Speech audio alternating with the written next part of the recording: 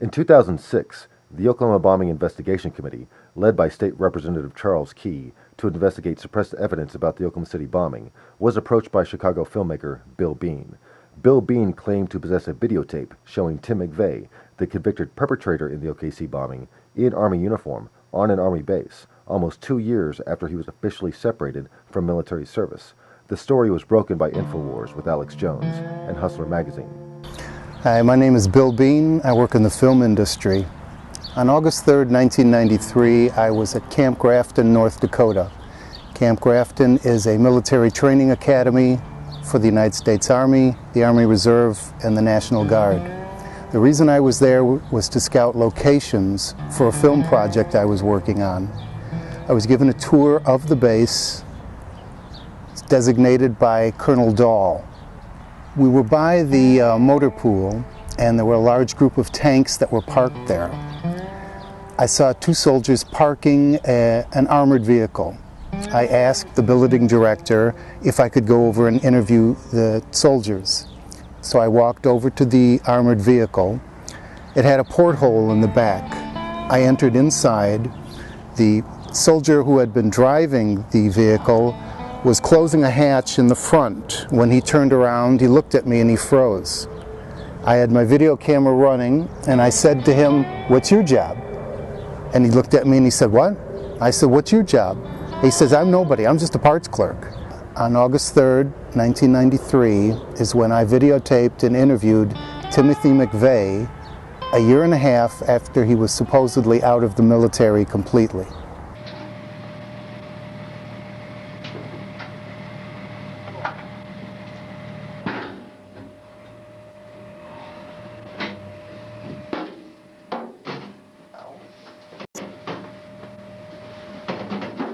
So what's your job? What was that? What's your job? I'm a parts clerk. Oh, you just parking this one, huh? Yeah, basically. I was unaware that by videotaping Timothy McVeigh on August 3rd, 1993, I had then put my life in danger. As it was, my personal life was destroyed and my professional life was destroyed. This was months after McVeigh was filmed outside of Waco, Texas, passing out anti-government literature. What was McVeigh doing on a military base in uniform? The same base that was conducting an explosives and demolitions training course the same time he was there. The newly released documentary, A Noble Lie, is the first feature-length film to expose new and suppressed evidence that proves the official story of the Oklahoma City bombing to be a cruel myth. A Noble Lie details the testimony of McVeigh's family, that he was indeed still in the Army, operating under covert status while he planned and carried out the bombing with so-called others unknown. His convicted accomplice, Terry Nichols, has stated that McVeigh let slip to him that he was carrying out undercover missions for the government. Approximately a year after I videotaped McVeigh, I started to get hang-up phone calls. It was simple at first. I'd walk into my apartment and the phone would ring and nobody'd be there. And this was repeated endlessly. And then it progressed to when I walked into the apartment, there was a hang-up phone call. When I got out of bed in the morning, there was a hang-up phone call. When I went into the bathroom, there was a hang-up phone call. This continued for over 7 years. And it progressed to the point where people were afraid to contact me. People were afraid to get involved with me. People would ask me questions like, "Did you make somebody mad?" And I would say to them, "What are you talking about?" And they would just decide they didn't want to deal with me anymore. It wasn't until years later that I realized that by videotaping Timothy McVeigh, I gave the evidence and the proof that there was a government involvement with the explosion at the Murrah Federal Building. It started with hang-up phone calls and then progressed to hang-up phone calls when I was at somebody else's house, or hang-up phone calls when I was paying for a bill at a store, or hang-up phone calls when I was paying for gas at a gas station. The individuals, I didn't have a cell phone at the time, the individuals I was with would receive a hang-up phone call. Cars would follow me. I specifically recorded over 400 hang-up phone calls where I recorded the date, the time, I dialed *69, and the number I got when I dialed it. Sometimes I would get security rooms where people would say to me, "How did you get this number?" And I would say, "I dialed star 69 because somebody gave me a hang-up phone call," at which point I would be told, "Nobody called you from this number." It's a game they played. It was harassment. I then started getting flat tires. I had hundreds of flat tires. I was followed as I traveled across the country. It was usually a white pickup truck with 3 guys in it. I never knew that the soldier in the tank meant a damn thing until 1997 or 1998. I brought my videotape over to a friend of mine who knew my project, and he told me he'd like to see what I'd shot, what I recently shot. He said to me, "Let me see it." So I popped the tape in, and it started in the middle where the McVeigh footage was, only I didn't know it was McVeigh at the time. And my friend said to me, "Where did you shoot this?" And I said, "Well, that was at Camp Grafton in North Dakota." He said, "Do you know who that is?" And I said, "I don't know, so just some guy in a tank didn't want to talk to me."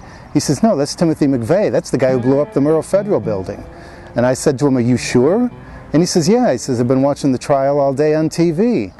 At that point, it really didn't mean much to me, other than the fact, okay, we were 2 ships that passed in the night. I didn't realize that he wasn't supposed to be in the military. That according to Camp Grafton officials, and according to the FBI, he wasn't at Camp Grafton ever. It wasn't until probably 2000 or 2001 that I began to grasp the fact that having this footage and the harassment I had gone through for 7 years was all part of the same thing.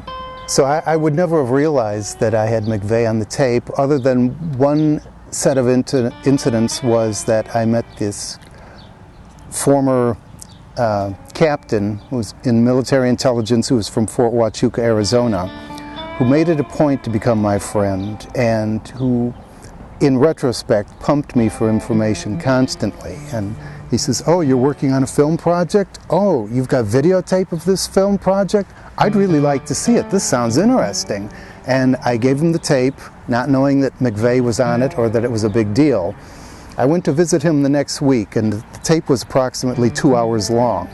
When I went in to visit him, his wife said, "Oh, he's in the den watching your tape. Go on in." I entered the den, and he was watching the very short part of the tape with Timothy McVeigh on it. And I said, "Oh, hey, how's it going?" And he says, "Quiet, I'm watching this right here." And I was kind of offended that he talked to me that way, but as soon as the part with McVeigh ended, he stopped the tape and then he would talk to me.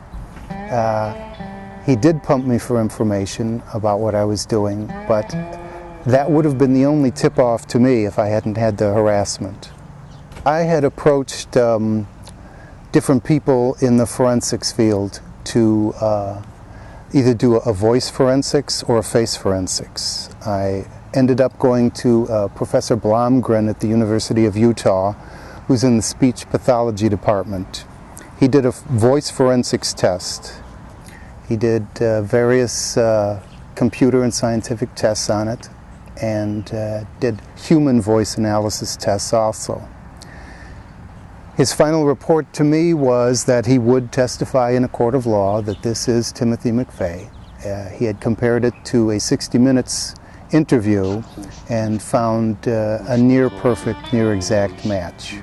Well, once I realized that I had Timothy McVeigh on tape from August 3rd, 1993 at Camp Grafton, and that my tape was the only proof that Timothy McVeigh was secretly trained at a base that teaches explosives and demolition, it then explains over 7 years of harassment and why I would be a target of people within the government.